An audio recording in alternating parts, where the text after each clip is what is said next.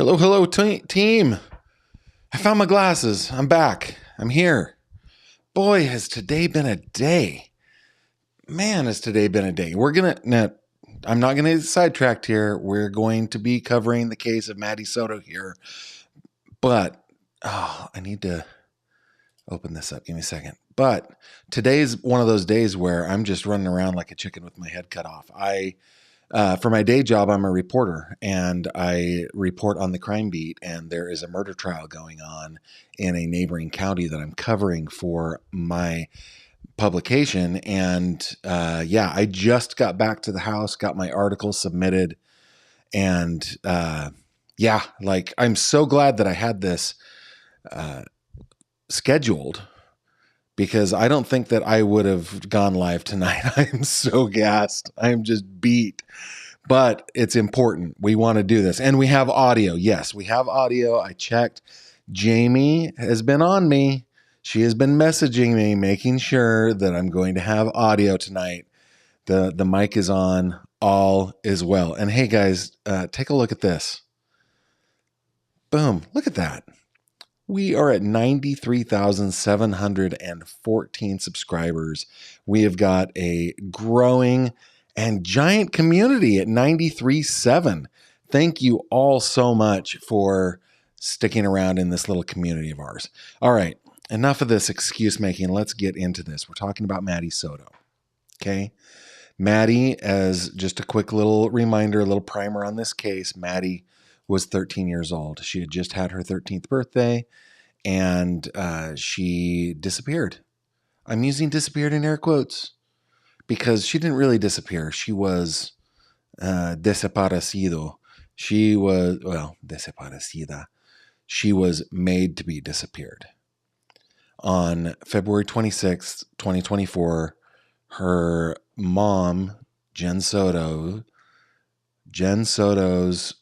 at the time, ex-boyfriend, they were on again, off again, Stephen Stearns, said that he took little Maddie to school, dropped her off, and then when mom goes to pick her up that afternoon, she's nowhere to be found.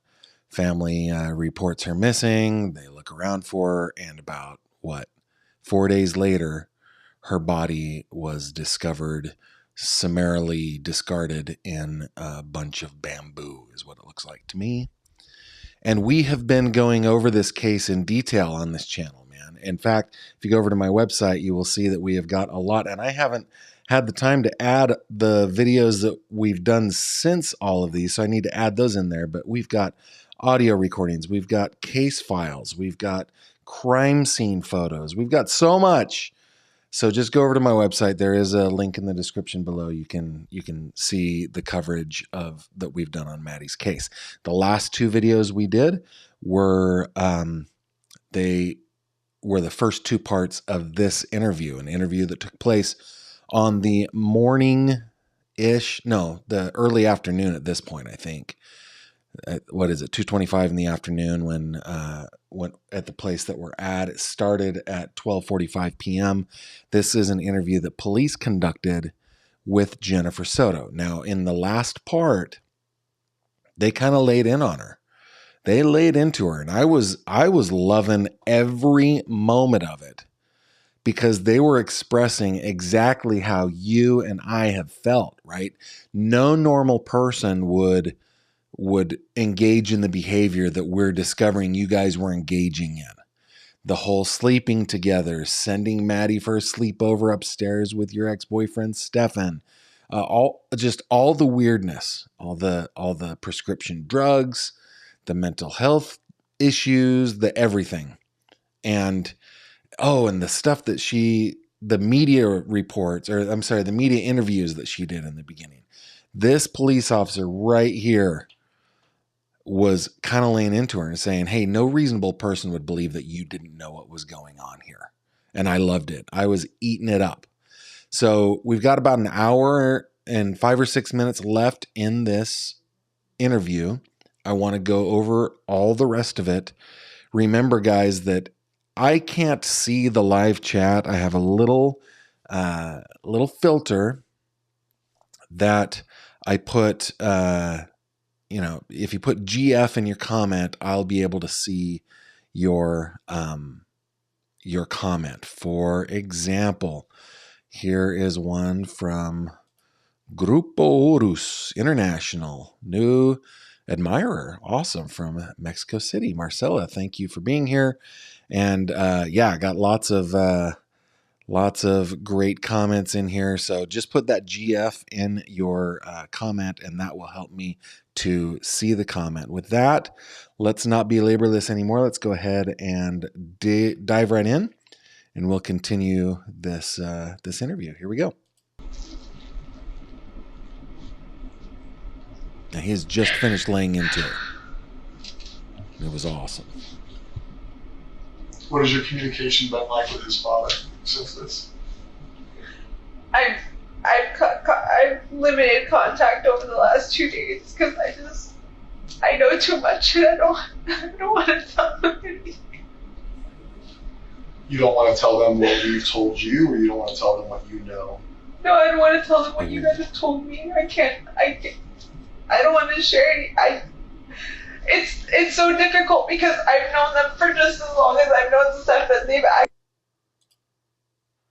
they feel like absolute shit right now. I know that they kind of got into a fight because Chris started, "Are you sure we know our son? Are you sure we know our son? I don't think we know him at all." The mom was defending him, but now... Well, I think she might be telling the truth here, right? Because that's the way it seemed in the interview with Chris and Deb Stearns, where they show you Chris and Deb Stearns here. Like, we don't know our son. No, I think they did know their son, and Deb was defending him quite a lot in that early stuff. Shaker Sister, yes, I did see the filings. We'll talk about that today. In fact, I'll put a star on your comments so I will remember. Now with everything, with the evidence on the phone coming out, they know he's a piece of shit. We've talked to his dad, and his dad knows as much as you know. He knows his son's a rapist. He knows his son's a murderer.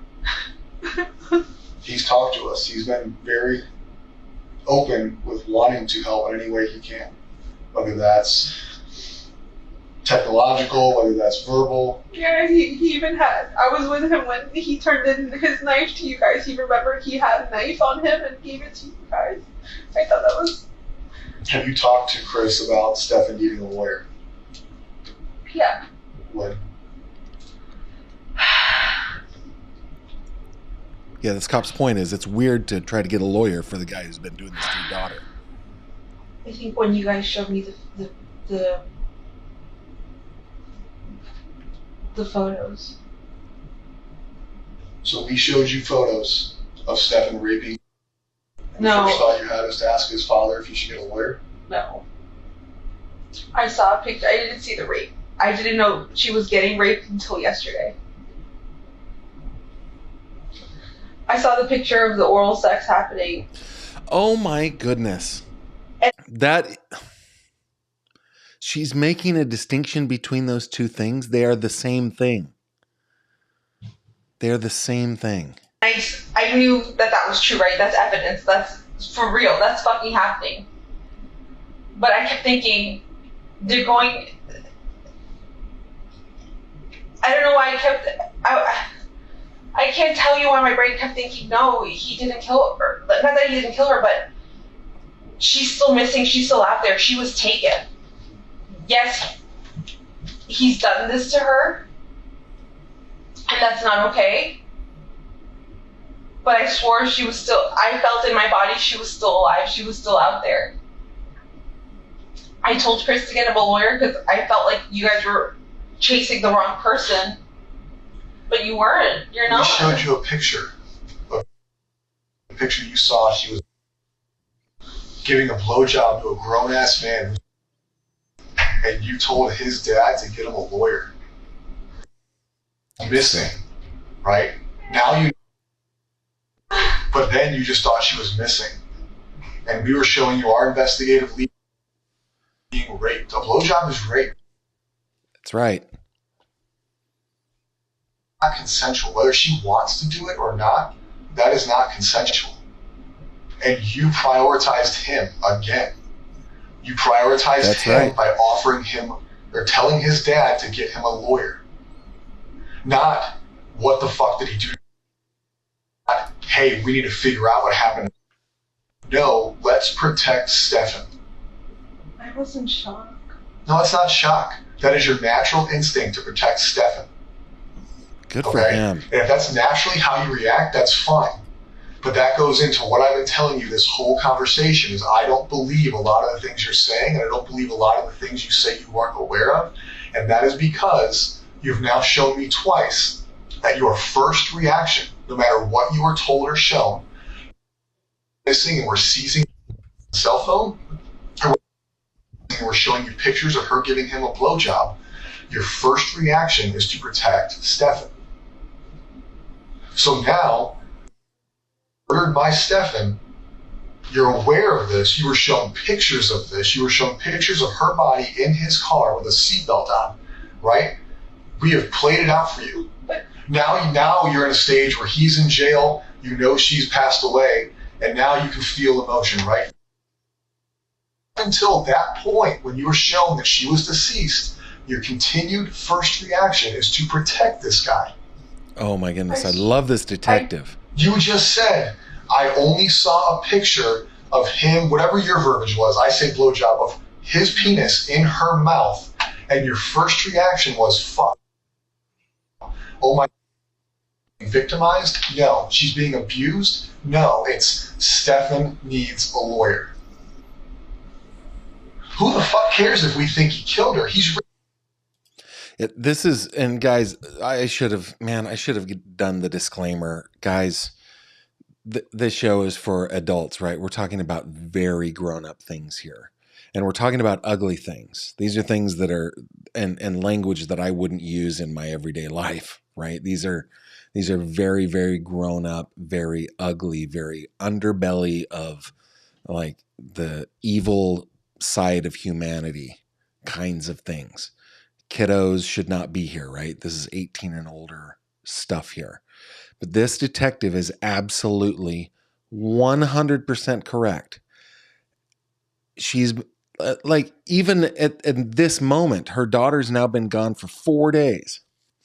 4 days. It's been 5 really since she saw her, because this took place on the 1st of March, and it was the 25th was the last time that she saw Madeline alive, right? And she's not connecting the dots. Like, no, that wasn't the R word. That was just oral sex.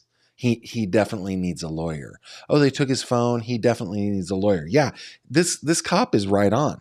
Is spot on the money. Spot on the money. Like, your first instinct is to protect Stefan. And that is why we don't trust what you are saying. And he's confronting her with it. And I'm glad that he is. She's like, I'm in shock. Well, no, you're saying you were in shock then, but just now, just like 30 seconds ago, you were still in protect Stefan mode. Come on. So it's infuriating for her to behave that way. And it's amazing to see this cop like just keep pushing her, just keep going, because she deserves it. She knows what's going on here. I don't know why I said. But that's the problem. You don't know why. So the reaction in your mind is you are continuously protecting this guy. So why do I sit here and believe that you don't? Because right now you know Stefan killed her. You know Stefan's been raping her. You know without her body, can he be charged with murder? I don't know. Exactly. So you don't know what we can do. Do I think we can charge him with murder? It's not up to me. Should he be charged with murder? Yes. Please. Does your role in her life lead this to happen? I'll be honest. Yes. Yes, it does. Since she was a child, since her victimization started, it occurred under your roof and you acted like it didn't exist. And knowing the victimization, knowing how ongoing it is, knowing that you saw a picture of it, not just us telling you, not me and him saying, hey, listen, he's being, I think they had a bad relationship. They showed you a fucking picture of it. And you still protected him. So how am I supposed Randall, to I'll not think come that back the to thought this. process in your mind is until she's found, Stefan can't be charged with murder? Because we both now know that you don't want him to be charged with murder because you want him to have a lawyer. No, I don't. That Part of the blowjob. that was Oh, then. he can't be charged with murder. That was then. Everything that you guys have shown me since then and have shown me that he's So we lying have to show this you whole a picture time. of her dead in the car for you to finally not take his side?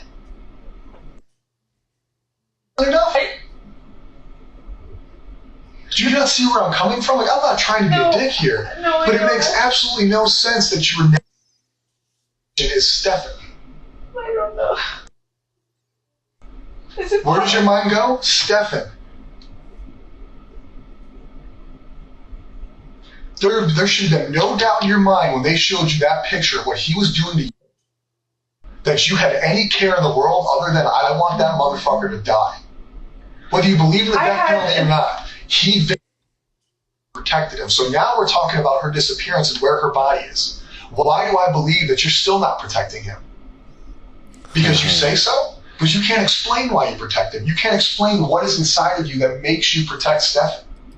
And you may never be able to explain it. But eventually we're going to have to figure it out. Hey, Baptized by Fire, I'm going to come back to this one, okay? I appreciate your comment. Because you haven't convinced me that you're still not protecting Stefan. I got all these people out here searching. I haven't seen my own kid in days because I'm looking. I truthfully believe that I can't go home and see my kid is because you're protecting. I can't. You're people sitting in the woods just waiting for me to tell them where to go, but I can't because I think you're in trouble. I don't care about him. I want him to go to jail. I want the worst thing possible to happen to him in jail. I know what happens to predators in jail. Like, I'm ready for that. Like, please. I don't give a fuck about him. I'm not protecting him. But you knew he was a predator when you got shown the picture. And then you text his dad that he needs a lawyer and you hope that he invoked, was the words I was told. What? You hope that he didn't talk to us. He needs a lawyer. No. All over a picture. You didn't care. You didn't care then. Oh, whether sex isn't important to you, that wasn't anything close. I knew what I saw was He was terrible. a predator right then and there. That's the day you found out he was a predator. Yeah. Yes. And after you found out he was a predator, did you not say he needed a lawyer? I did. So why today, Friday at almost 3 o'clock, 5 days into the disappearance, 2 days since you probably found out, or 1 day since you found out she was murdered, do I believe you that you're not telling me where he went, or that he didn't disclose to you where she was, or what caused this to happen is, listen, I know you know I've been doing whatever, or listen, this fucking happened. How do I believe that that didn't happen when everything you've shown to me is protect Stefan? Now, once have you shown priority in this conversation, in this investigation? You're coming here looking for her. You reported her missing. Trouble for not doing that. But outside of you reporting her missing, and I may be wrong, I haven't been involved in all aspects of it, but you have not shown me one bit that you prioritize her over him. And that sucks. Not because we're working our asses off for your family, not because we have people out there sweating their asses off for your family, but because I feel like all I care about is your care is to make sure Stefan doesn't get held fucking accountable. Well, I don't care anymore. Anymore? Because we're being assholes, because I'm not being nice. No. But up until Thursday, it was okay that she gave him a blowjob. No big deal. Get a lawyer. No, it wasn't. It wasn't okay. I saw that and I was in shock. And I don't know why my first reaction was to tell him to get a lawyer, but I saw that and I was in shock and I was just like, I don't know what to believe. I don't know what to believe.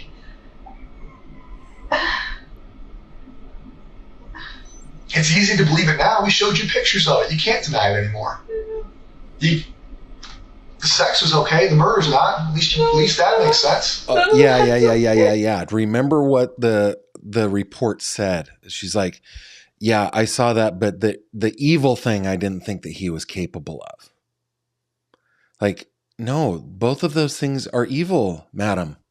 All of the stuff, all of the things, they're all evil.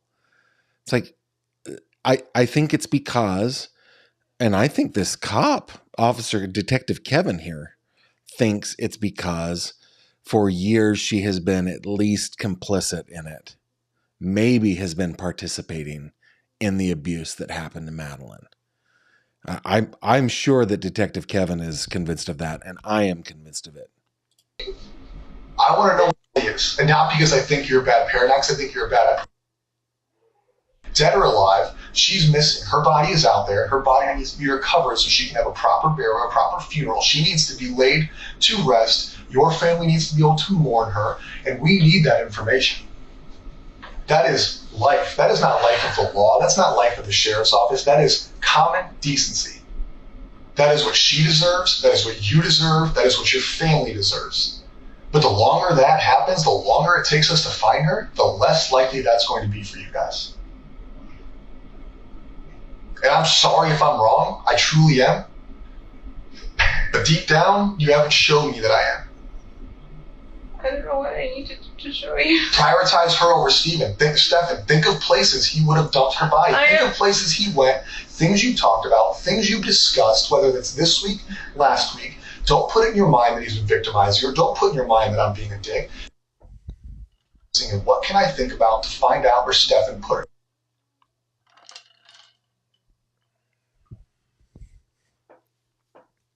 Yeah, this is an audio redaction. You know more from the about sheriff's where he goes, what he's doing, or what he would do than you want to realize. That's natural, not because I'm telling you, but because that's natural. I have best friends. I know more about them than I think I know about them. I just need to sit down and think about it. So I need you to sit down and think about it. Whether you need a minute, we're not in this room, whether you want to do it with us in this room, we need to leave here with an idea of where we can go look for. That is one thing we can agree on. I've sent you the list of the stores that he may have stopped at and didn't stop at. The only outdoorsy places I can think of that we've ever gone to that he would know about would be Shingle Creek or Kissimmee Trail. I don't know if he knows where Lake Toho is, but that could be another option. Lake something? Because you think it's a wooded area, because it's a place you guys have talked about together? Because it's a wooded area with a lake, with gators, like... Oh, okay, wait a minute. Wait. Just wait. This mother is talking about her daughter, who has now been missing, 4 or 5 days in this video. And she's talking about, well, there's water, there'd be gators. She's talking about wildlife feasting on her daughter's corpse. And she just is talking about it. Like, the only time she's sad is when she is feeling defensive of herself, not when she's being defensive or mournful of her daughter. Speaking of which, I should be showing Maddie a little more often on this. I'm gonna keep playing it, but we're gonna watch Maddie here a little bit. We haven't discussed anything. This topic, I never asked him if he directly. I never thought he could have. I always assumed the best in him.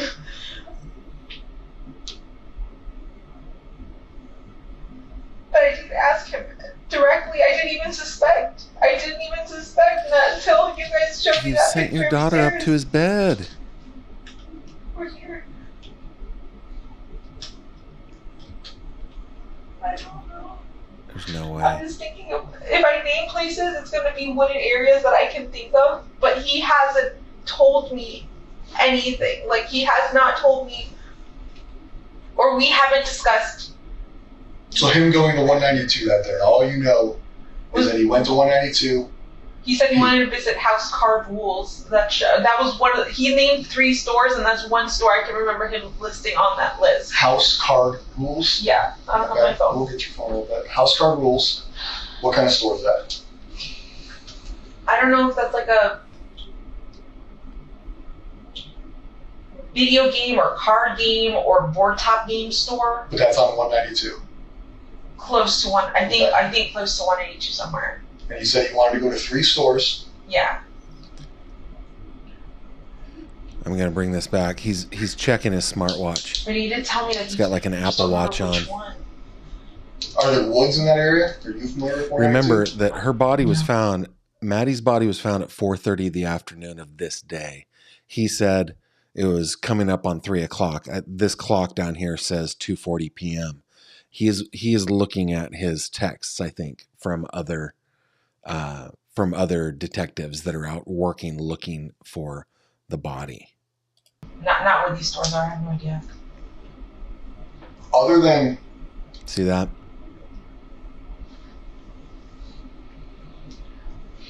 You came up with wooded areas that you know of. Yeah. You came up with wooded areas that you think he could dump the body in. Because I've been there with him, yeah. I need to know wooded areas where he travels. Right? You're saying we've been there, so she could be there. So that tells me she's not there. It tells me it's a waste of a search. Okay. Because when I put 90 plus people there, that's all day. Right? We got to coordinate that. We got to put them there. So we need fruitful searches. Yeah. So I need likely places that you think, and I need places you think based on the conversations with him, not because you can picture in your mind that there's trees there. Okay. Great comment here, Whitney. I agree.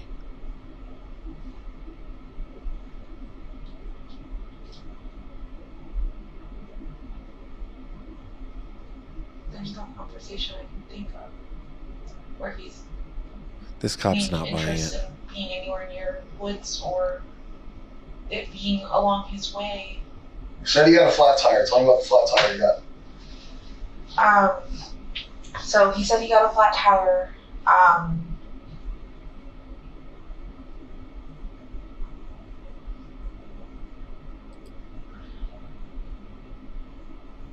Yeah, another good comment. Thanks, Thumper. I'm not sure when he got a flat tire, but he said he got a flat tire and then came directly home, and he got home around 2:40.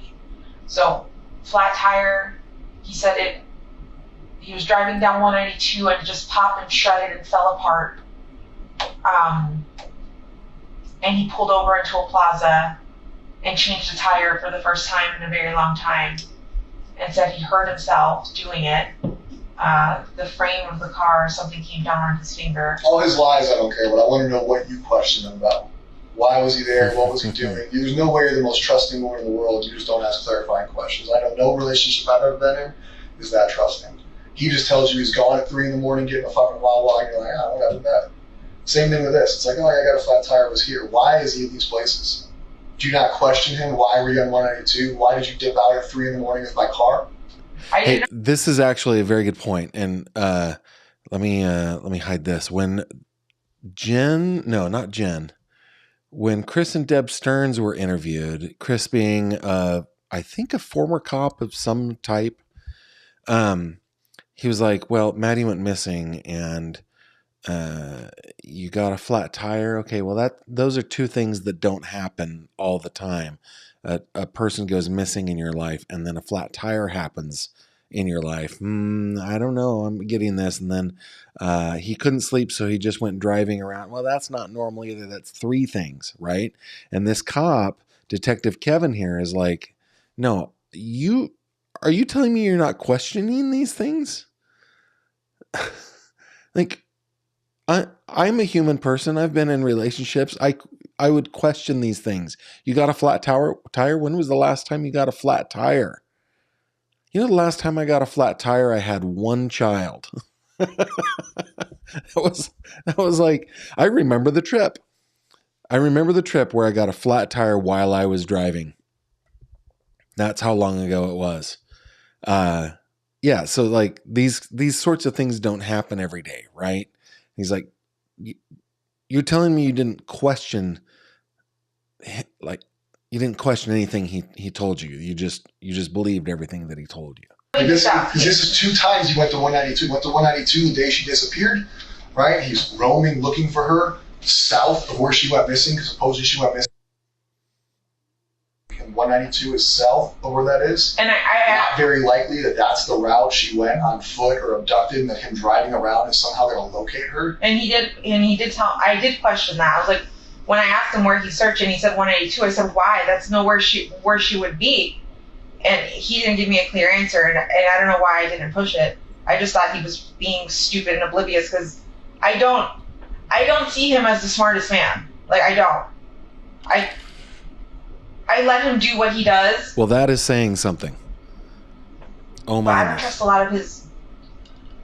Is the word judgment? I'm not sure, but I just don't trust that he makes the smartest decisions sometimes. Like, he likes to act like the smartest man in the room, but I don't think he is. do what he does. Meaning? I'm sorry? You said, I let him do what he does. Yeah. So, if he wants to just get up and go to the store, I'll ask where you're going, but I won't stop him. Just let him go on his way. I'll let him do what he wants to do. You know, when I was KC32, when I was looking originally at maps, I'm going to bring up Google Maps here real quick. I know that her body was found near a lake area, right? But I couldn't remember what that lake was called.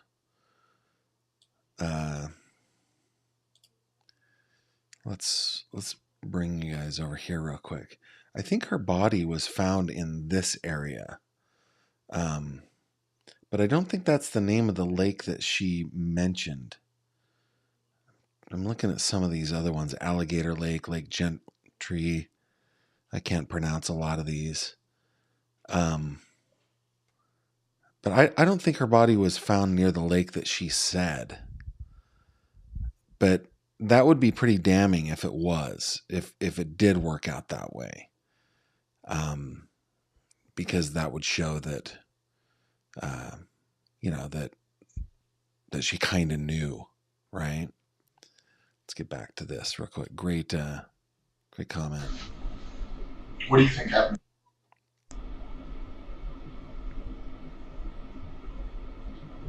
Monday to now.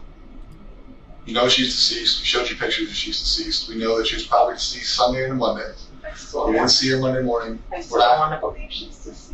I know you showed me pictures, but for the purpose of this conversation, I need you to believe it because I need you to figure it out. I need you to tell me what you think happened to her. I think he killed her that night. How? I don't know. Could it probably be possible that he drugged her? Could he have choked her? I just don't know how you kill someone and don't leave a mess or don't leave evidence, or I mean, was there a mess? Was there evidence? I haven't gone upstairs. I don't know what that was. Okay, guys. So to me, like the two things that, like, Madeline was drugged. I don't know that she was overdosed or anything like that, but she was on prescription drugs and there were prescription drugs in the house, and she was strangled. So those are the two things that come out first. I think she knows what happened. I'm even more certain of it now. What you guys have, I barely went into the house today, so I don't know what. I need to know what you think happened. And they want to know that they're asking this question because they want to connect her to the murder. And I think that they're going to be able to do it. I think he killed her. How? You mentioned drugged her, you mentioned other things. Explain your reasoning behind those assumptions and we'll move forward day by day. So he had access to benzos and I think Lunesta. What are those? I'm not familiar with that. Benzodiazepines are anxiety medications which relax you and can make you sleepy. Okay. And Lunesta, I think, is a sleeping medication, like for insomnia. So I don't know if it's possible he gave her something and she was drugged. In those photos that you showed me where you're saying she's dead, maybe she was drugged. But if she is dead and it was done upstairs, I could just only imagine that he choked her. I don't know how else you would kill someone and not leave a mess. How do you think he got her out? I have no idea because roommates come in and out of the house at any given point in the morning and we don't know their schedules. They can come in at any time. You guys showed me a picture, I think, of him or her in the car. Yeah, I understand the clock is broken. Down at the bottom, I'm going to hide your comment. Down at the bottom is the actual time that's happening right there. At 7:30 in the morning. My roommate left the house. She's the one who leaves the earliest. She left at 7:45. So, like, what if he had waited a little longer? She would have caught him with carrying a body out of the house. How did he do that without being caught or seen?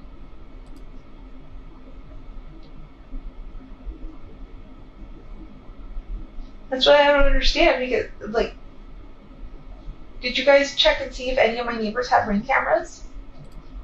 Any? Nothing? I don't know what data we've gotten from him, but at this point, I need to know what you think happened to her. I don't need you to Good ask for us him. what we found. Redirect her. Okay. What we found has happened. I need you to come up in your words, in your mind. What do you think happened that night into Monday? Because we do not know. We do not know if her murder occurred Sunday or Monday. All we know is that when you went to bed, they went to bed together, and she's no longer here. So I need to know what you think happened to her, how he got her out of the house, where he went, how he got her in the car, what is your thought on what happened. I think she was killed Sunday night into Monday morning. You know what just occurred to me? Hold on. She was just told in the last couple hours that they think Maddie is dead. They don't know that Maddie is dead. They just believe that Maddie is dead. And she's now sharing theories about how Maddie was murdered. And she's saying it like I would be broken at this point. This is just nuts. I'm thinking he carried her out of the house. I don't know how he didn't get caught by any of my roommates or no one heard.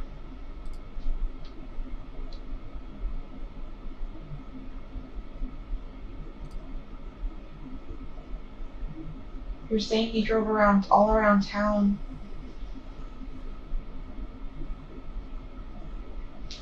I'm not sure where he could have gone.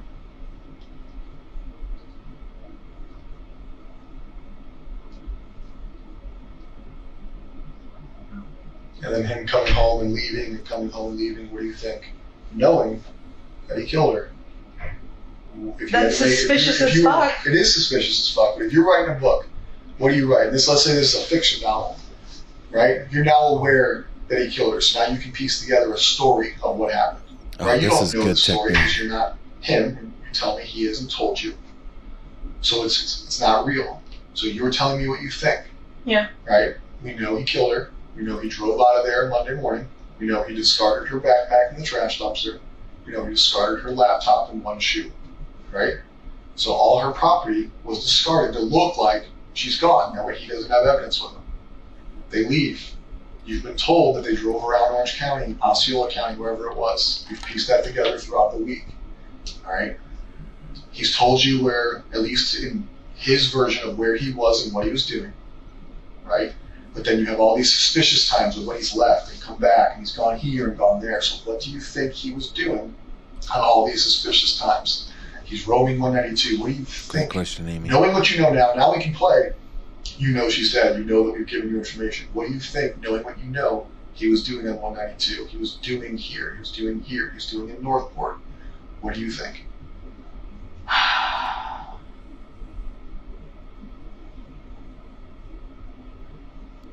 So him leaving early in the morning and driving around aimlessly somewhere. I feel like he stashed the body at that time. When he came back and then left again. But see, it's daytime. Like, how could you move a body or move something in daytime and not be seen? But like, I feel like he went back to check to make sure he did a good job, or to move the body again. I don't know. Alligator Lake? Okay. But him leaving the house multiple times without his cell phone is sketchy as fuck. It's so suspicious. Alligator Lake is in that direction. It's not accidental, so that can play into what you think happened. Yeah. Do you think phone being on the dresser? It was intentional. Her cell records and her cell data from her cell phone show it is not common for her to leave her phone at home. It is common for her to go to school with her. You know, teenager leaves their phone at home. It's what they're attached. I have been saying that since the beginning. Like, well, I haven't been saying that as a fact. I've been saying that doesn't make any sense for me. That you guys say that she leaves her phone all the time, this cop is saying, no, cell phone records show that that is not the case. She did not forget her phone all the time. She took it to school with her all the time. What teenager forgets her phone? But it was Jen Soto, not only Stephen Stearns, that was selling that story. It was Jen Soto trying to sell that story. She's left her phone home multiple Her times. cell data shows that normally it goes with her, so that's intentional. You know it's intentional because he left his too, Yeah. right? Whether it's an accident last Friday, this Monday, was not an accident.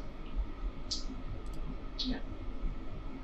So you think that he dumped her when he was driving around? You think that when he left, he went to check her body? Possible. Okay, Why would you go back out to 182 without your cell phone? Like, I don't disagree. So he goes out to 192. We think he may have checked where he dropped her or dumped her. He comes home. He tells you they're just roaming around aimlessly, right? Yeah. So that's twice on 192 in one day because he went to look at the house of cards bullshit or whatever it is. Yeah. And he went to do the roaming to look for her on this random highway that he never goes to. Pearl Lake. Okay, Okay. I'm looking for that. We go into the next day and the next day. Think of the suspicious things he's done. Tell me what you think he's doing.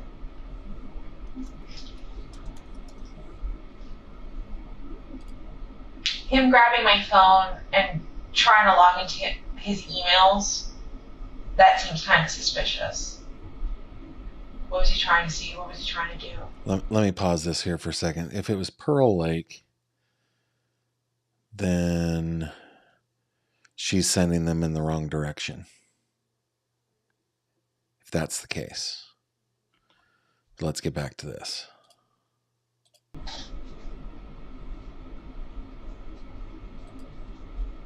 The thing is when he had my cell phone, now that I think back to it, he had something wrapped around it, so the phone was under a blanket, and he was like this. I tried looking at the screen at one point, and I could see an email. But And that was the cell phone we took from you today, or you gave us today. Yeah, Okay. yeah.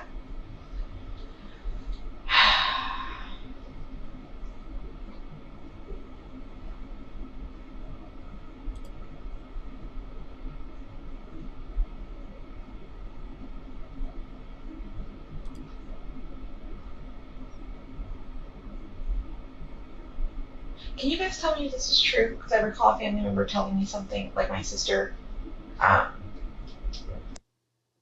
Tree was the last thing searched on it. Amber Alert.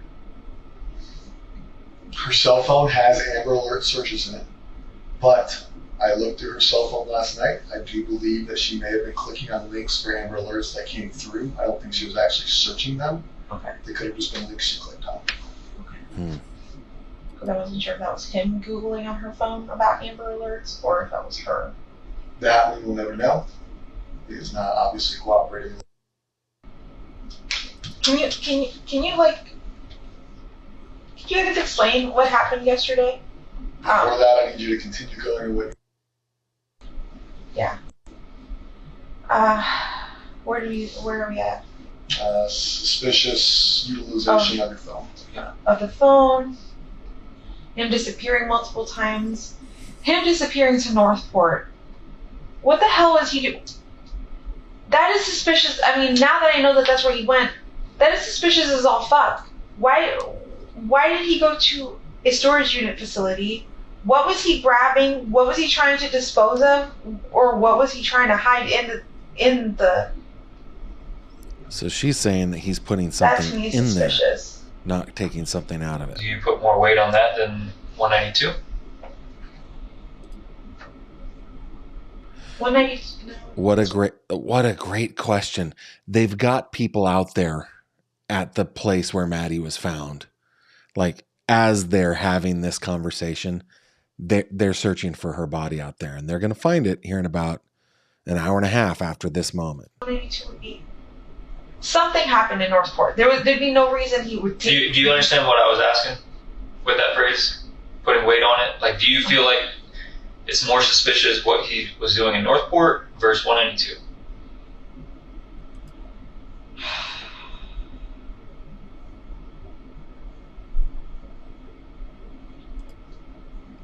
Gotcha. I don't know Thanks, which Yvette.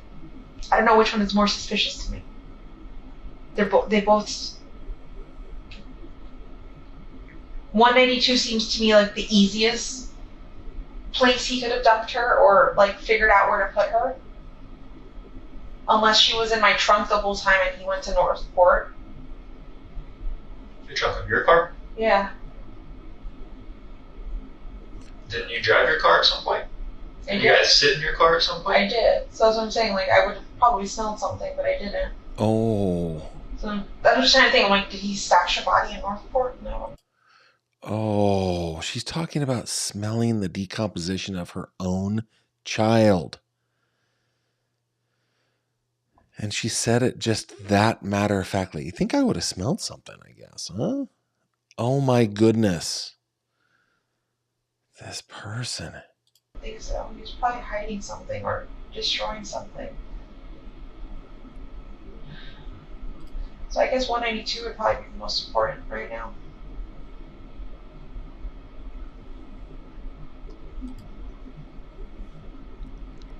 Yeah, she knows. Her being in your trunk is oddly specific.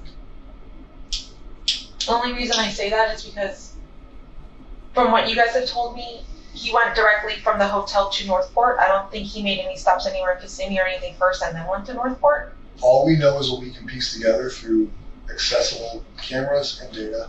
So his movements, his driving patterns, his actions, we can only 100% say what they are if through a camera. Okay. So we can say he went to Northport because the car was in Northport.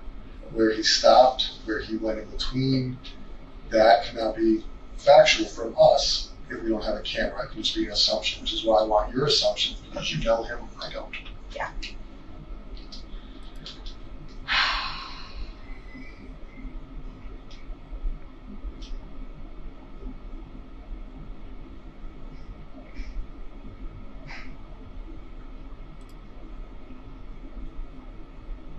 If I fell asleep at 3:30, 4 o'clock in the morning,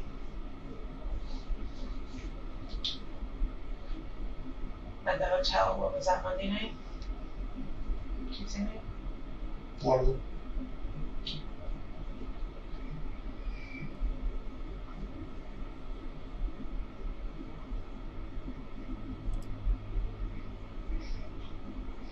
I'm just trying to think, like, could he have had time to stop somewhere, wherever he stashed her, and then took her to Northport? She I think knows. he had time.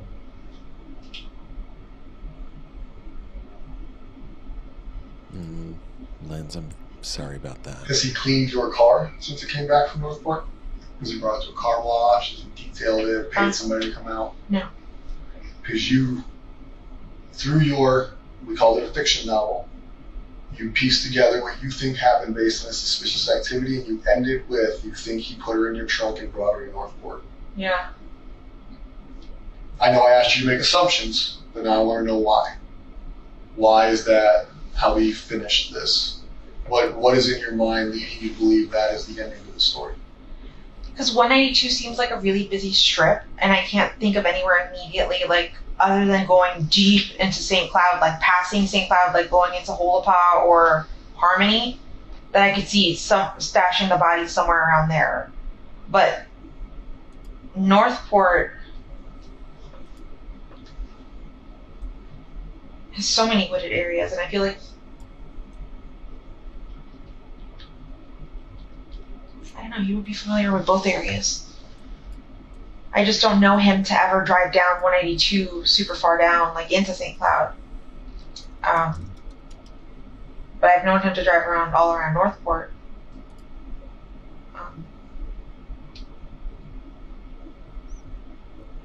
Okay, Lake Toho. But see, I don't want to say anything That's in St. like Cloud you area. guys down to Northport to do a search and nothing's there. I'm just We're going to thinking, go everywhere. You're searching the woods right now, or she's not. okay. I just want to be like, I know you guys are like looking at me for the details, but I'm like, I don't want to send you on a wild goose chase. You know him better than us. You gotta really think.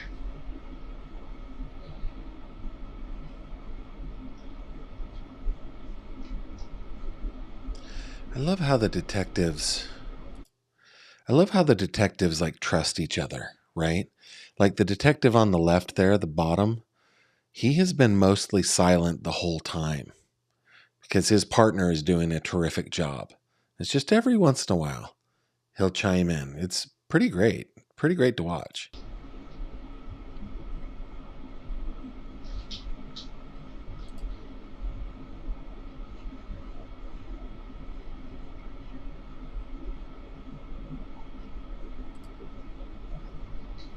Flat tire was real. He did have a flat.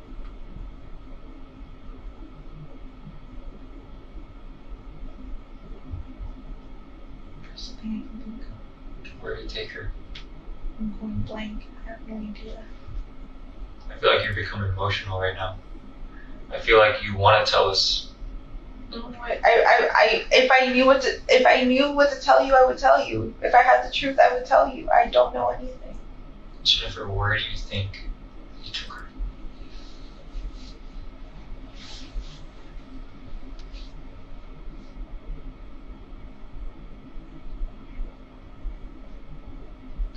If I were him and I had to stash a body,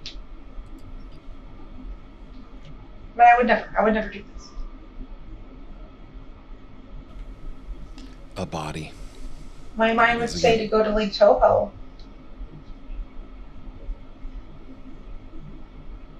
There's a lot of woods there. There's a lot of gators. Oh, she's talking about her daughter. I don't want to think about that.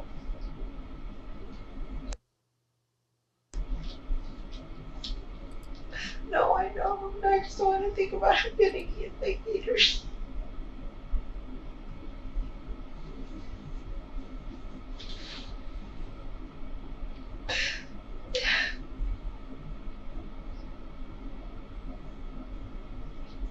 I don't know where she regrets.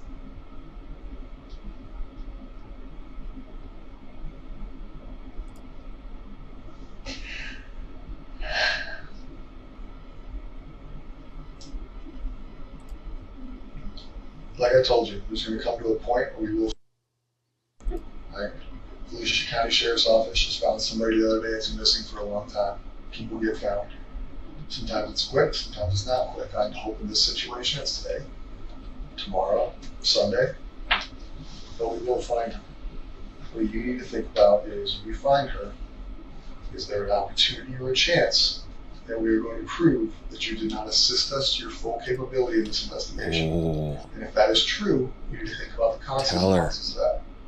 Consequences of hindering a murder investigation or a capital sexual battery investigation could be punishable up to probably the same charges, the same time in jail. Tell her. I know you know that I don't believe what you're saying. I know you know that I think you prioritize Stefan, but you prioritize jail. You see what I'm saying? Like, if we come back and prove that you sat in this room and misled us, No. that you didn't lead us in the right direction, or that you assisted, or you acknowledged, or you knew, you're going to be warning from jail. If I knew anything, I swear I would tell you. He hasn't mentioned. We haven't discussed this. I had no suspicion of anything. He did not tell me any more details of where he went that day other than those shops that I had mentioned. Why didn't you ask? That's the question we all want to know the answer to. I'm giving you my truth.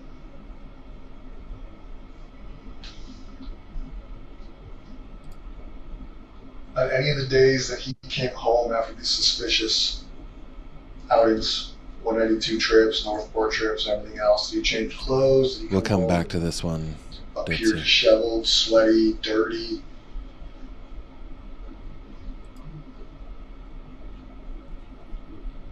I don't believe he showered. He didn't bring that many changes of clothes with him, so I know he's repeated his outfit over and over.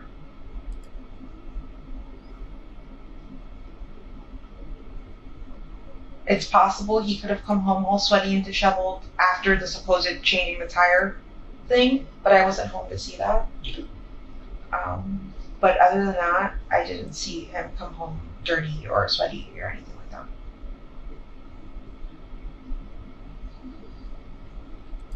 Did he do anything he normally doesn't do within the house around you?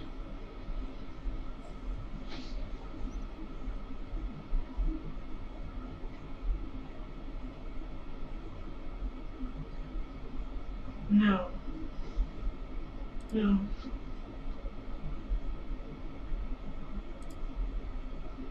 I'll come back to this one too, SD. He was acting very normal, sitting on the computer chair, chatting away with me, talking about not resetting his phone, updating his phone.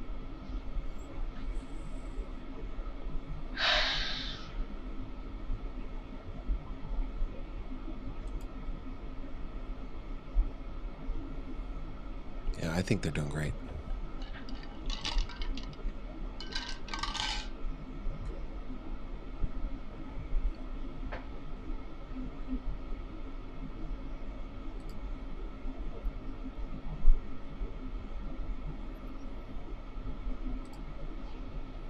Welcome, Born Texan. Glad you're here.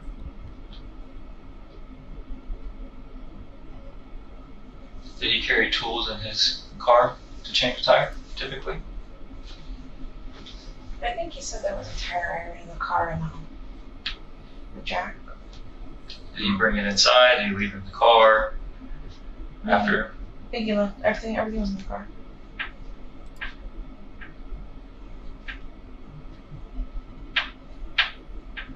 Did you ever go look at his car? To verify that he changed his tire? I don't think I did. Never dawned on you to go double check. Except by the time he would have got back from the tire, you were gone, right? Yeah. What you told us? Yeah. And then she was reported missing. Yeah. During that time. Yeah. It never dawned on you to be like, damn, did he really change his tire? Let me double check. No. We got home really late that evening and I didn't even think of doing that. This is part of our problem. You did so many things and you never questioned it. I didn't suspect him. How can we believe some of the stuff that you're telling us or believe that you don't know? Janet, I'm going to come back to this one. We're going to talk about circumstantial versus direct evidence. I guess I'm stupid and gullible and very trustworthy, but I didn't think he'd be the type to do anything like this. I didn't doubt. But you knew he was vindictive. You described him as not trustworthy with his family. You described instances where you document where he was lying to his family, lying to you, lying to others. Lying to his family, yes, but lying to me. You discussed that he wasn't that good of a person. You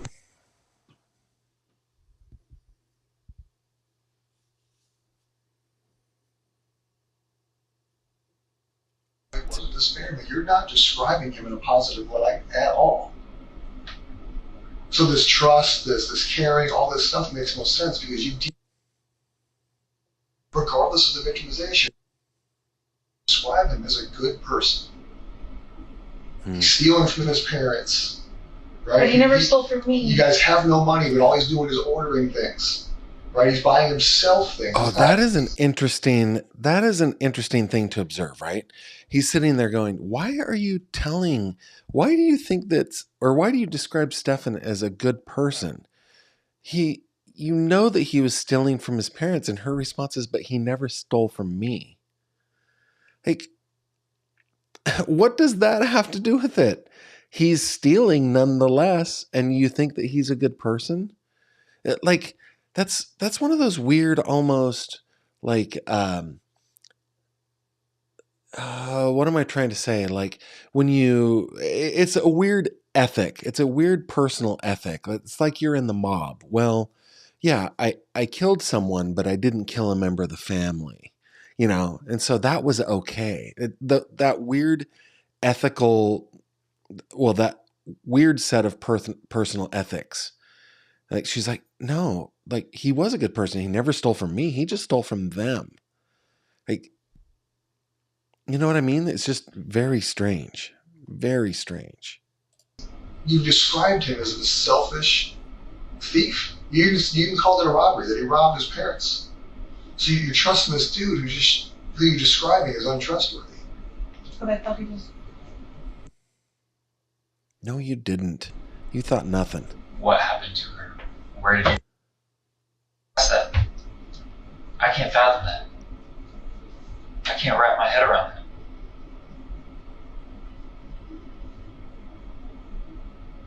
I think I only asked him if he took her to school. When I called him and told him to come to the office, I asked him if you dropped her off at school, right? Because she never made it. And he said, yeah. And I was like, she never made it. Where did you drop her off? You guys sat in your car Tuesday night when I was out there. I was out there at least 4 hours. Just you two in that car. Yeah. You can't tell me you guys did not have any conversations about this. There's no way. A reasonable person would have been questioning him. You were the last person with her. What the hell happened this morning? You never did that in that car. No, I didn't.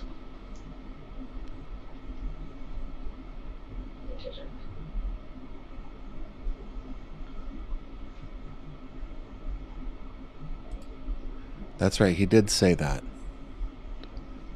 to Chris Stearns.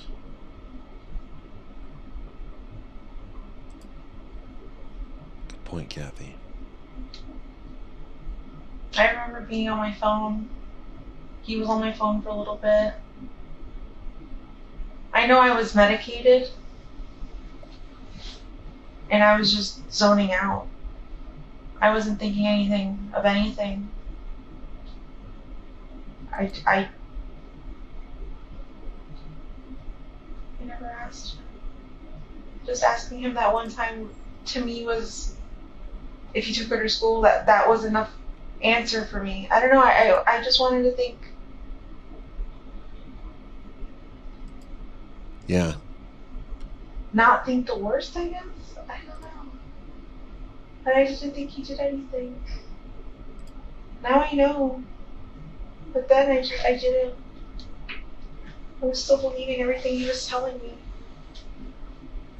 Juvenile robbery suspects utilize the excuse of, I was high on bars, I took Xanax, I was blacked out. Right? Every juvenile robbery suspect you interview, I was, in your words, medicated, in their words, high, incapacitated, drunk. It's an excuse to avoid admitting what happened. When you say you're medicated, I can't think of an amount of medication that will numb you so bad to numb the fact that the investigation is occurring right in front of your face, but you're missing. Not that I know. So being medicated is just an excuse to avoid answering why you didn't discuss with him what happened. It minimizes your guys' interaction by saying you were not fully coherent with the person I know who can sit in a car and watch a bunch of detectives and crime scene investigators and everybody else search her house, seize her house, and be so numb that somehow is not ringing bells, is not overcoming the power of this little medication. There's no way. The human body will overcome that in a big situation. You didn't take enough medication to numb you of the reality of what was occurring. I mean, there's no way. Unless you were fully incapacitated, there's no way you were so numb that everything he described to you, everything I described to you was not in the forefront of your mind. You weren't numb. I love Detective Kevin. Just like these robbery kids weren't blacked out. They weren't high enough to not remember the robbery. They just don't want to talk about it. No, it wasn't clicking. It didn't click to me. Like you guys telling me like it wasn't as obvious, like this and that. I still believed the story he had told me, that while we were sitting in the car. I still fully believed everything he had told me. I didn't doubt him. I really thought you guys were going after the wrong guy. I'm like, they're wasting time. The real suspect is out there. She's being sex trafficked. That was my biggest fear, is that she was being sex trafficked. She was. That she would actually be She dead. was being trafficked. Madam. Oh my. She was being trafficked. She was being trafficked. Okay? We all know she was. These detectives, these guys right here, they know she was. Do you want to find out who was trafficking Madeline? Little Miss Maddie here? Just look in the mirror. Just look in the mirror. And you will see the perp. Ah. But she thought enough to get him a lawyer. I really thought you guys were going after the wrong guy. At that point, from the jump, we've been trying to find her.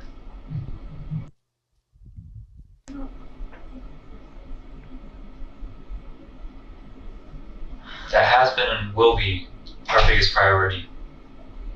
Him getting arrested for victimizing her was an accident. We only discovered that she was a victim because we took his phone. And I'm like so happy that happened, because if not, this would have continued to keep happening. No, it wouldn't. She's Well, dead. it wouldn't have, because he killed her on Monday. Correct. Talking about who she had been found. I don't know why.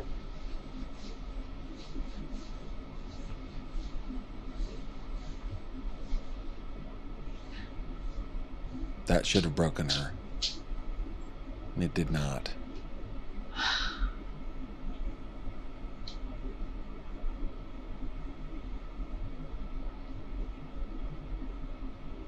That should have broken her. There's no, I've asked this before, but there's She no already like knew. map you guys can show me of like with the highlighted route of where he could have taken to see if I could recognize anything or suspect anything. I can pull up a map on my phone, the areas you described, and we can go through it. Sure. You said House of Cards? No. House Game rules. House of Cards. It's on Vine Street in Kissimmee. by Oak Street. Calling her madam does help me not call her House of something Rules, else. feel free to drag the map around as you please.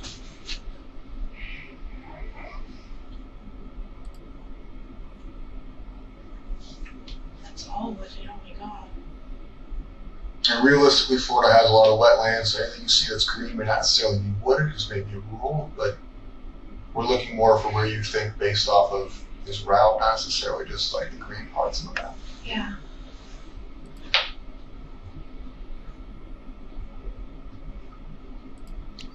No, ignorance is not a defense. I'm going to star this one. We'll come back to this, okay? That is a great question, Kathy Lou. I have access to link.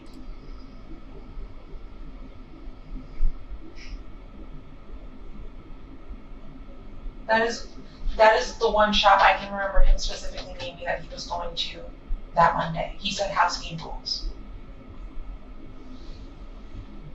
Did he make it there? I don't know. I don't know, North Carolina nurse. Hope you're well down there in North Carolina, by the way.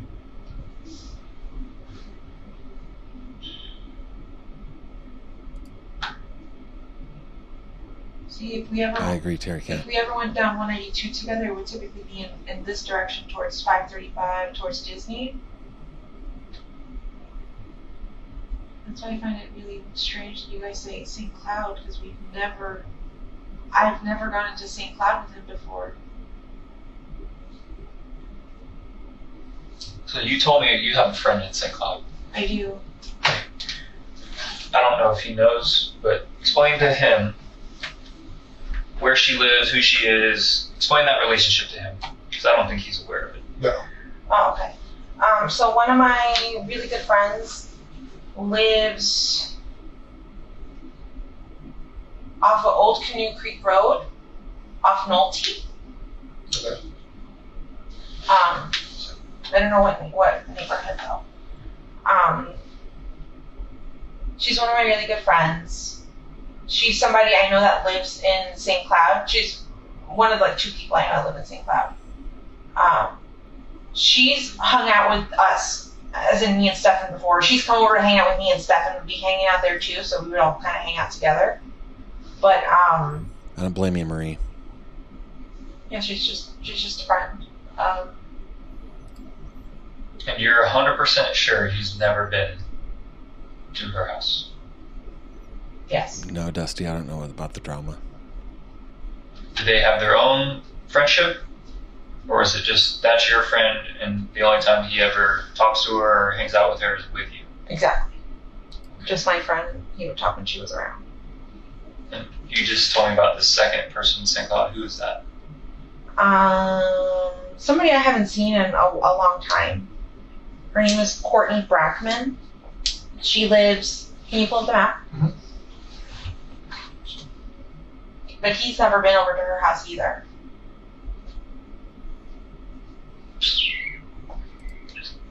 Search. Angie, I'm going to star this one. We'll come back to this one too.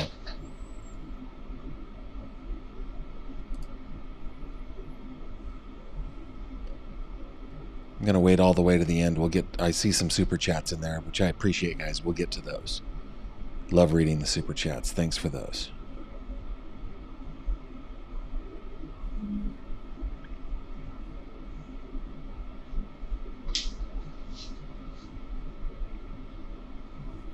Okay, according to the timestamp on the video, it's 3:19 p.m. They're like an hour and 10 minutes away from finding Maddie's body at this point. She lives somewhere in this area over here. Around here. Lake Lizzie to me is familiar. I would go hiking there often. There's a preserve there. Yeah, a few years ago, we would go hiking all the time with my friend Courtney, the one who lives right by there. With Stefan? No, Stefan would never come. Now, would you tell him you're going to Lake Lizzie Preserve? I've mentioned it before, yeah, when we've gone. Okay.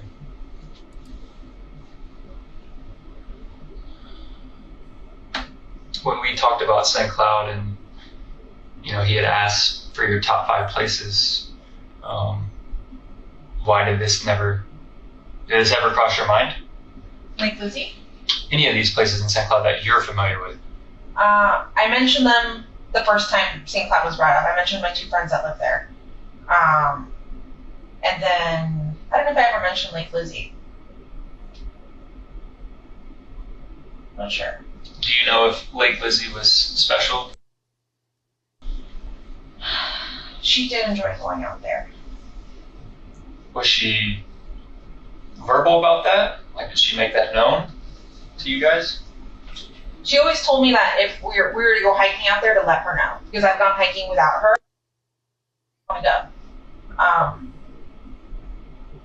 So is it possible that Madeline... It's been a really long time since I've done a hike that down Stefan, with her. that Stefan would have taken her to a place that he knew that she liked. That's an interesting line of questioning. Okay. That's been at least 2 years.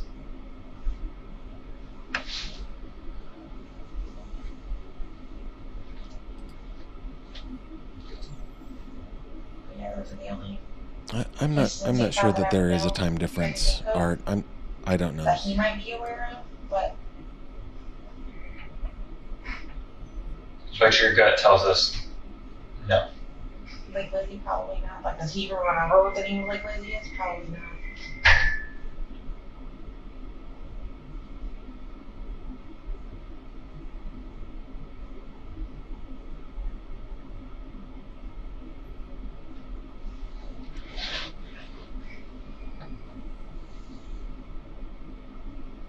I think Detective Kevin is Detective Kevin O'Malley.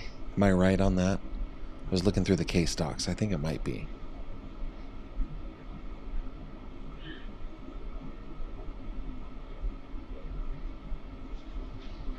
Janet, is it okay if I look up past Cardinals again? Yes.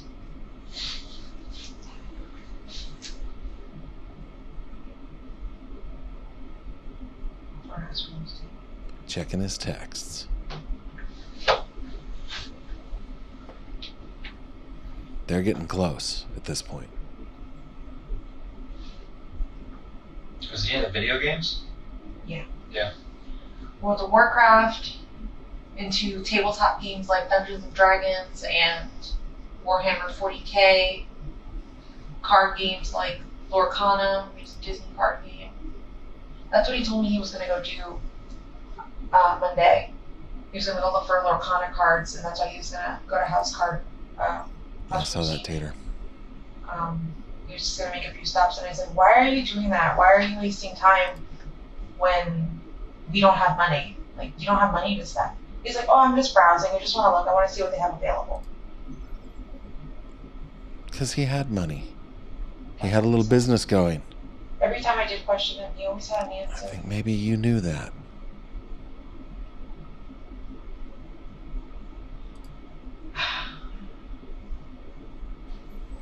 Yeah, I see what you're saying, Casey.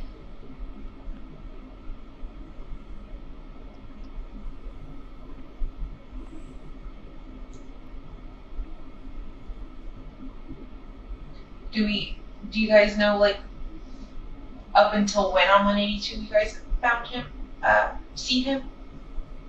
Like, how far down? We just know it's St. Cloud. So I keep thinking, like, house game rules on 182. Okay, it's got some secluded stuff in the background, or in the back of it. But it's still 182. It's still really busy.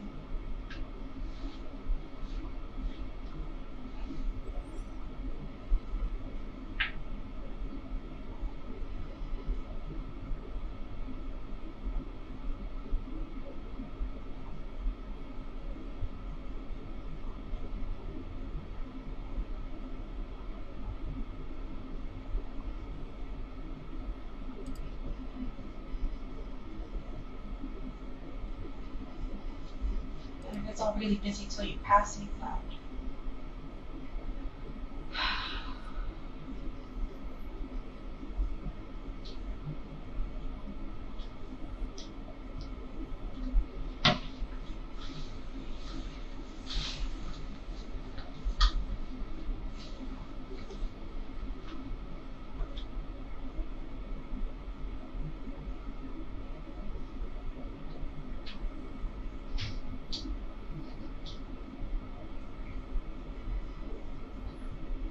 I can't think of anything that he wants to lay out.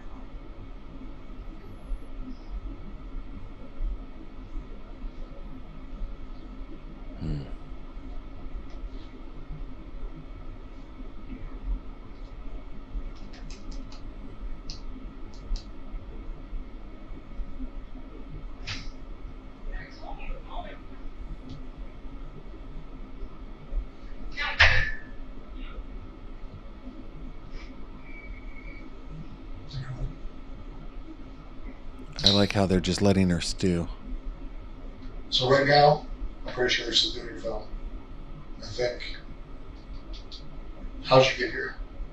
You're driven here? I was driven here, but my dad followed behind. I think you guys said my car might be ready. We'll verify that in a moment. The investigation is still going. Yeah. Right, Stefan also is not in charge of murder. Right, just a sexual He's not, or battery. he is? He has not been. Oh, okay. He's just been charged with sexual battery. I have a couple questions for you that are going to be on record, that are going to be official, that I need you to answer truthfully. Because if they determine that you did answer not truthfully, you can be held accountable for it. Make sense? Yeah. Raise your right hand. Do you swear that everything we talked about today in this interview Good is for true, him. correct? Yes. Did you lie to me or the detective at any time? No. Okay. Do you currently know, or have you ever been aware of where his body has been since Monday? No. Did you have any? No. Were you aware at any time, whether it be the most recent instance or the first instance, victimization sexually by Stefan? No. Okay. At this time, you do not know where Stefan went on 192? I don't. You do not know where he went in Northport? I do not. And you have at no time this week had any conversations with Stefan where he disclosed what he did? No. Okay. The story that we talked about of what at one point we discussed that she could potentially have been in the trunk on the way to Northport. Yeah. Is that information you know to be true or an assumption? An assumption. Okay. Do you have any questions for us before we go check on the phone in the car? We may not be able to answer everything, but if you have questions, we can see if we can answer those questions. Putting her under oath is an interesting tactic. Doesn't matter if she's under oath or not. It's If she not your lied only to opportunity. investigators, she lied. Your only opportunity phase was you saying you swear. Yeah. Lastly, the only opportunity, you obviously have numerous detectives' phone numbers, you have numerous agencies' phone numbers, things like that. So realistically, there will be other options for you to ask questions. I don't think I have questions right now. Okay. I don't want you to think I was purposely an asshole to you. No, I know. All You're right. doing your job. Like I told you, like the sheriff's probably reached out. You've been in communication with numerous people here. Those are my opinions and my opinions only. They don't reflect Sheriff Mina, the chief of PD, Kyle, any other detectives who talked to you. All right. I personally don't know. All right. We will be here all weekend. We will be here all night. My only hope is that you truthfully did not lie to us.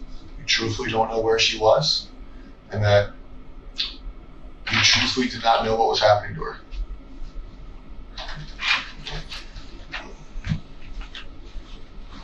Yeah, I think she's in hot water, man. There's a cut here where I edited this, I think. Yeah. So that was like an 8 to 10 minute, Where we're at right now. I think. It was a few minutes. Obviously, able to be released to you, the Nissan. It requires us to do some paperwork because we did log it into our system. So now that it's in our system, we got to release it properly to you, which is no big deal. It'll take a couple minutes. Because of the high profile. All right, I know you said we can download your phone, and I do appreciate your cooperation with that. But because the same way we did with Stefan and every other phone and digital device we've seized, they're making us write a search warrant on it, which really doesn't affect you too much. The search warrant is a legal thing. It's not a you thing. It's not a trust thing. But with that, it takes a little bit longer. Yeah. All right, so I can release your car to you right now. We can go facilitate that downstairs. I cannot make you a promise that that phone will be downloaded by the time your car's ready. What I can promise He already you knew is that, by the moment way. it is downloaded, if you have left from here, I will bring it to you. You're staying with your sister still? Does anybody have your sister's phone number that we can make sure we can communicate with you on? Yeah. My dad is downstairs, I think, waiting for me, so I can give you my dad's number since he'll be Whatever with me. phone numbers we can have, just to make sure that if we are unable to give you the phone When back he today, took that phone with with the promise that they were just going to download it, he knew he had to write a search warrant for it. He knew that he was going to take it for a while. that way, if we are unable to give you the phone back, we at least are able to contact you, and we want to make sure you have a phone to contact us if something arises. You know what I mean? Yeah, no, for sure.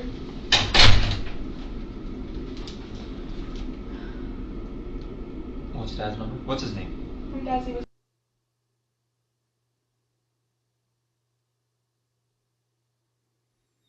Yeah, so they're just redacting out his contact info.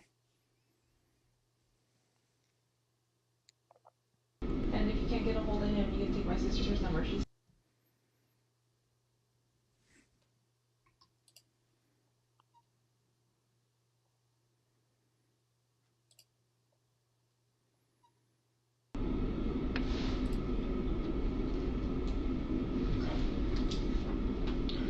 Are you going to be going back to your condo? We'll talk Are about you this a gonna little go bit, Sammy. I don't think I'm returning to my townhouse ever again. I want to. I want to be staying with my sister. So what we'll do is we will walk you out this back parking lot. If the car is in the back corner, so I'll walk with you. We'll go through the back, so we don't go through the front lobby. There was a press conference today. Obviously, none of us got to see what was said. I assume it's just an update. But we will go through the back to go get the car, and that way we are not walking through the front lobby making you wait out there. I don't know if there's still media present. I assume you're not in the state or mood to go walk past 32 news cameras. So we will go out the back and get the car, and I'll show you how you can leave here, and we can call your dad from the back so he can know where to go or where to meet you. Yeah. We just tell him, hey, she's gonna be in the back parking lot. You can drive around. You guys can follow each other out, or whatever you choose to do that way. All right.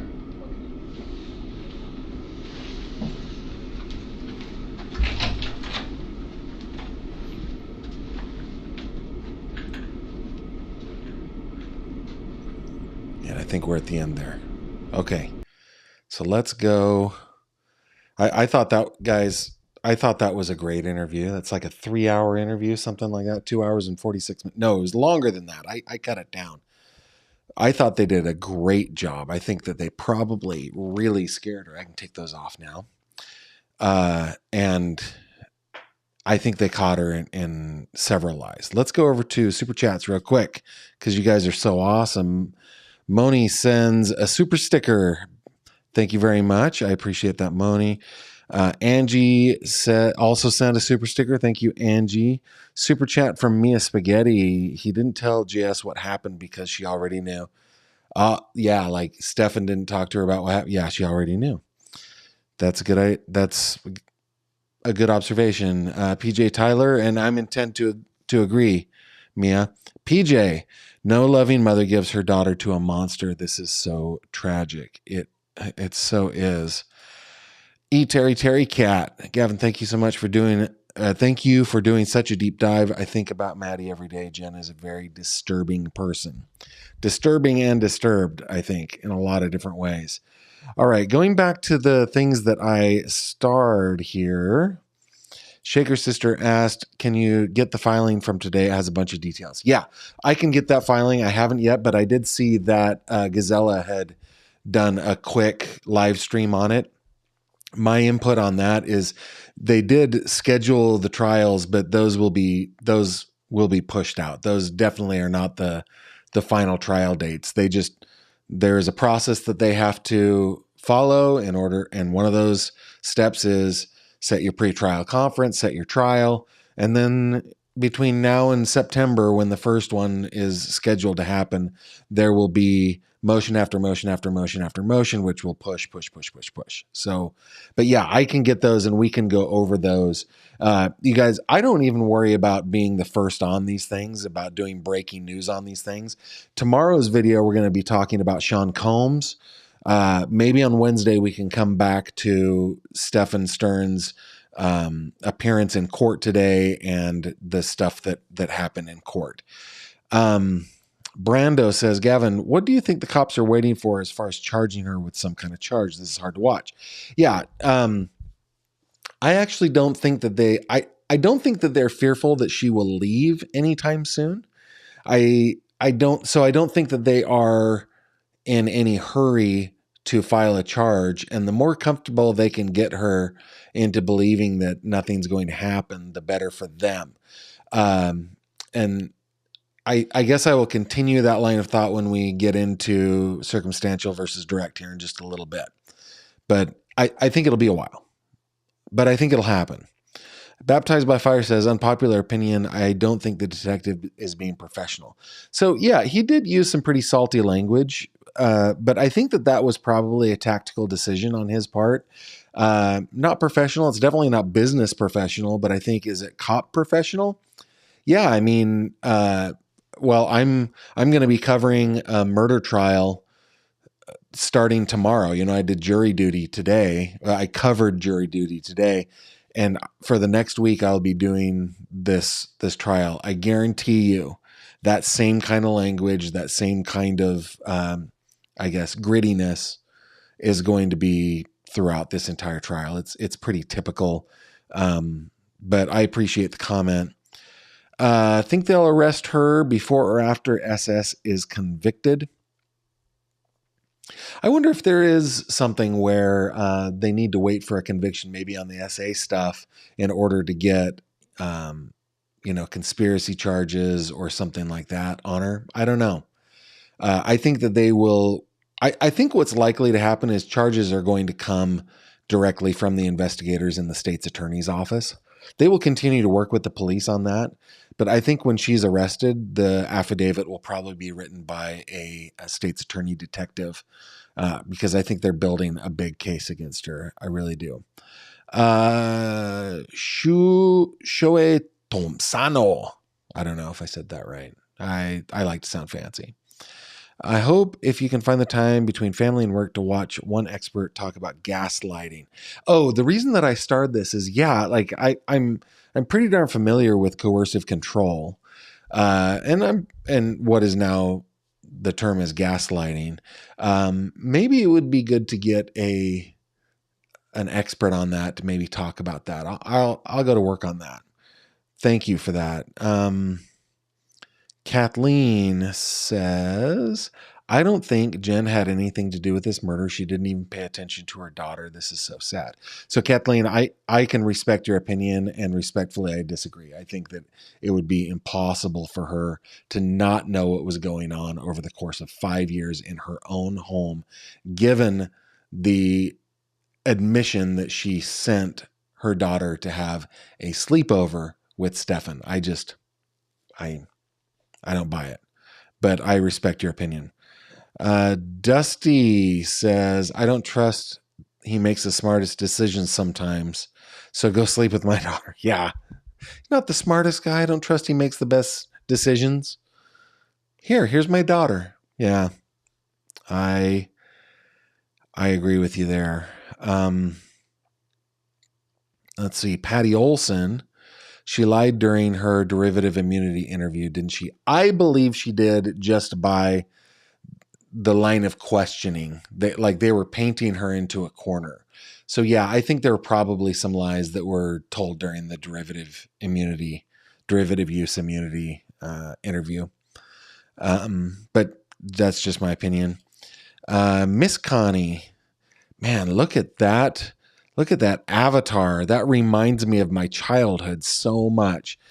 As a person who grew up, like I came of age in the 80s, graduated from high school in the early 90s, that was all throughout the Sunrise Mall in Citrus Heights, California, where I grew up. That's great. Okay, Miss Connie says, why do you think she wasn't arrested in the least charge of child negligence? Again, I don't think that she's going anywhere. I don't think that they have a fear that she's going anywhere. She probably doesn't have any clue about the case that's being made against her, and I don't think that they will arrest her until they've got a very, very sticky case against her. Kate, Gavin, do you think questioning Jennifer in a regular interrogation room rather than a soft room would have yielded more info from her? No, I don't know. Well, the short answer is I don't know, but I think that the police did a fantastic job in this one. I think their strategy, their tactics were all good. They did a very good job, I thought. Gavin, I saw on allegedly speculating YouTube channel that there was a modem that was plugged in at the storage unit. Yeah, so if we go over to the website and we scroll on down, this is a long page now, guys, but we scroll on down to some of the images. Let's see, I have to remember which set of images we're looking for. There's the Lincoln. There's the Nissan. I think it's after this.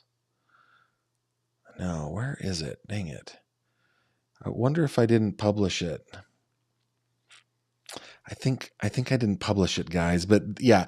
But what I figured out, who asked this, Julie, is that picture was a picture of the security system at the storage facility. It wasn't a picture of Chris Stern's storage unit. It was a picture of the main unit that has the security system, which is connected to the internet through that modem. I'll try to get those published up to the website so you guys can see that. Let's see. Gavin, have they said for sure that she wasn't pregnant? I don't know. I don't remember them saying for sure one way or the other. All I've heard is that she was late on her period, and that may be some basis for motive. But again, motive isn't something that is needed to be proved in court in order to get a guilty verdict. SD, Gavin, if the investigators do not have enough direct evidence linking her to either the murder or the disposal cover-up, how long will they continue to pursue trying to obtain that evidence? So this is my prompt to talk about direct versus circumstantial evidence.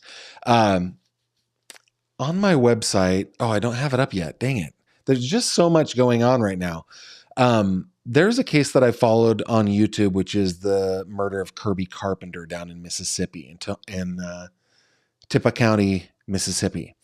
I paid for and got the transcript of the preliminary hearing in that case. That entire case is circumstantial. The entire case. Now, if we believe what cop procedural TV shows teach us, it's that circumstantial evidence isn't any good, right? But circumstantial evidence is all that is needed to prove a murder here, or to prove any crime.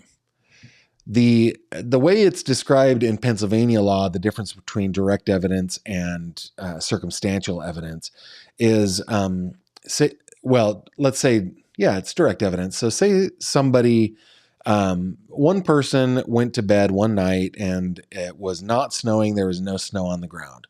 They slept through the night. They get up in the morning, they go outside and there is snow on the ground. Well, they can then surmise that it snowed overnight. That is circumstantial evidence. Nonetheless, it is powerful evidence, right? Because you have to come to that conclusion. Direct evidence would be staying up through the night and watching the snow fall and then testifying as such. So with Jen, will they get direct evidence on her? Another version of circumstantial versus direct is, say you've got a snowy field and you're out there watching and a deer runs through the field and you look at it and go, hey, yeah, a deer just ran through the field, versus getting up in the morning and seeing that snowy field with deer tracks going through it. You can come to the conclusion reasonably that a deer came through, right? So that's direct versus circumstantial. I don't know that they'll ever have direct evidence on Jen Soto, but I think that there's enough circumstantial evidence to show that she had something to do with it. And I think they'll be able to pin it on her. I really do. Let's see. Next, Janet.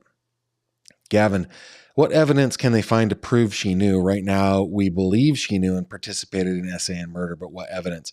Yeah, so as far as the circumstantial evidence, it will be anytime they can prove that she lied about something, or that she didn't know, but a reasonable person would have known. That goes back to the whole question about, is ignorance, and I think that's the next one, is ignorance defense, right?